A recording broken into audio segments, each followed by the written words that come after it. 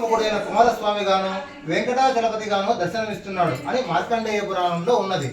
కుమ్మరివాడి భక్తిని శ్రీ వెంకటేశ్వరుని అనుగ్రహమును తిరుపతికి దగ్గరలో ఉన్న ఒక పల్లెలో జరిగిన యథార్థ సంఘటనను బట్టి మనం గ్రహించవచ్చు. తిరుపతికి దగ్గరలో ఒక పల్లె ఉన్నది. ఆ ఊరిలో ఒక కుమ్మరివాడు ఉన్నాడు. అతడు చాలా పేదవాడు. కుండలను తయారు చేసి వాటిని అమ్ముకొని జీవించేవాడు. అతడికి శ్రీ వెంకటేశ్వర స్వామిపై భక్తి మెండుగా ఉన్నది.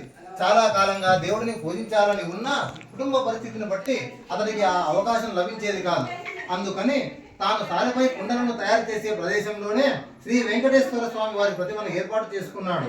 సారి మీద కుండలను తయారు చేసేటప్పుడు తన చేతికి అంటిన మట్టినే పువ్వుగా తయారు చేసి భక్తితో స్వామివారి ప్రతిమ యొక్క పాదాల దగ్గర పెట్టేవాడు.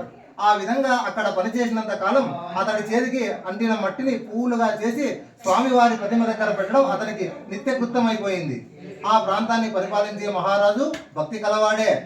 అతడు ప్రతిరోజు వెంకటాచలానికి వెళ్ళి స్వామివారిని బంగారు పూలతో పూజించేవాడు, అర్చించేవాడు. కానీ ప్రతిరోజు అతడు అర్చించిన బంగారు పూలకు బదులుగా అక్కడ మట్టి పువ్వులు ఉండేవి. తొండమానుడు ఈ విషయాన్ని గమనించాడు. తాను పెట్టిన బంగారు పూల స్థానంలో మట్టి పువ్వులు ఎందుకు ఎలా ఉంటున్నాయో, ఎవరు పెడుతున్నారో మహారాజుకి అడ్డుపట్టలేదు. అర్చకులే తాను పెట్టిన బంగారు పుష్పాలను తీసివేసి మట్టి పూలను పెడుతున్నారేమో అని అనుమానించాడు. అసలు విషయం తెలుసుకోవడం కోసమని తన భటులను కాపలా పెట్టాడు. రాజు ఎన్ని విధాలుగా ప్రయత్నించినా బంగారు పూల స్థానంలో మట్టి పూలే స్వామి దగ్గర ఉండేవి. మహారాజుకి ఆ విషయంలో మానసిక వ్యధ పెరిగింది. చింతతో పీడింపబడుతున్న మహారాజుకి శ్రీ వెంకటేశ్వరుడు కలలో కనిపించాడు. రాజా, ఇక్కడికి దగ్గరలో భీముడు అనే ఒక కుమ్మరివాడు ఉన్నాడు.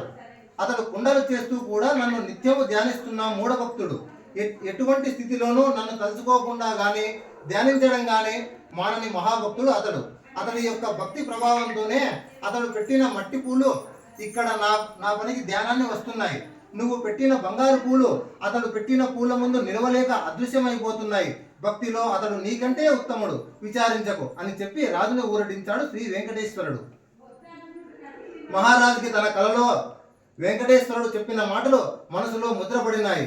తన కలను స్వామివారి మాటలను పరిశీలించుకోవడానికి వెంకటాచలానికి దగ్గరలో ఉన్న పల్లెలో భటులతో కలిసి తిరుగుతున్నాడు. ఒక పల్లెలో సారె మీద కుండని పెట్టి తిప్పుతూ చేతికి అంటిన మట్టిని పువ్వుగానే తన దగ్గరలో ఉన్న శ్రీ వెంకటేశ్వరుని ప్రతిమ దగ్గర పడేటట్లు నేర్పుగా విసురుతూ కుండలను చేస్తున్న భీముడిని చూశాడు మహారాజు. మహారాజు మిక్కిలి ఆశ్చర్యపోయాడు. రాజు భీముడి దగ్గరకు వెళ్ళి, నువ్వు స్వామిని మట్టి పూలతో పూజిస్తున్నావెందుకు? నీకు పూజకు పూలు దొరకడం లేదా? నువ్వు సారెను త్రిప్పుతూ వచ్చిన మట్టిని పువ్వుగా చేసి స్వామివారి దగ్గర పడే విధంగా విసరడం విచిత్రంగా ఉంది. నీ ఉద్దేశాన్ని వివరంగా చెప్పు అని అడిగాడు. భీముడు రాజుకు నమస్కరించి, మీ వంటి వారు రావడం వలనే నా ఇల్లు పవిత్రమైంది. నేను ఏమీ చదువుకొని మూర్ఖుడిని. స్వామిని ఏ విధంగా పూజించాలో కూడా నాకు తెలియదు. నేను పరమదరిద్రుడిని. కుండలను చేయనిదే నా కుటుంబాన్ని పోషించుకోవడం గడవదు. కనుక నేను ఉదయం నుండి సాయంకాలం వరకు కుండలను చేయక తప్పదు. కాబట్టి నేను తీరిక లేక ఈ విధంగా చేస్తున్నాను. నన్ను క్షమించండి.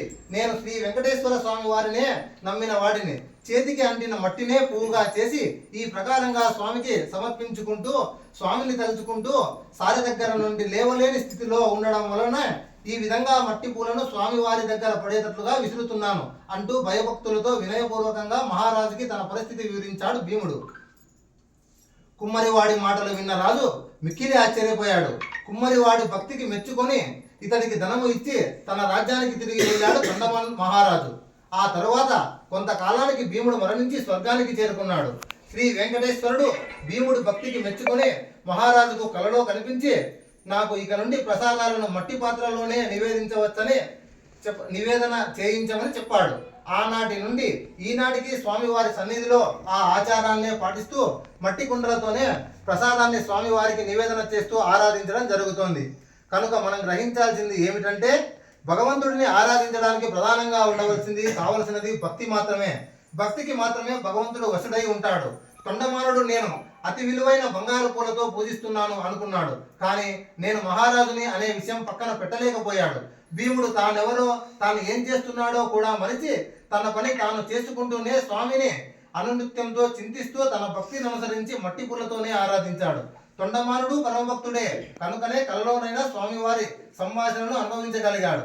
తాను వేసిన పులు లేకుండా పోతున్నాయే అన్న బాధ తప్ప అతనిలో మరొక ఆలోచన లేకపోవడమే అతని అదృష్టం. కాబట్టి భగవద్ ఆరాధనకు కావలసింది ఆడంబరం కాదు, ఆచరణమే. మనం పాటించవలసింది ఆచరణలే అనే విషయం గుర్తించి ప్రవర్తించాలి. శక్తికి మించి చేయకూడదు, శక్తి ఉండి లోపం చేయకూడదు. దేవదత్త దంపతుల కథ, శనివార రథ కథ.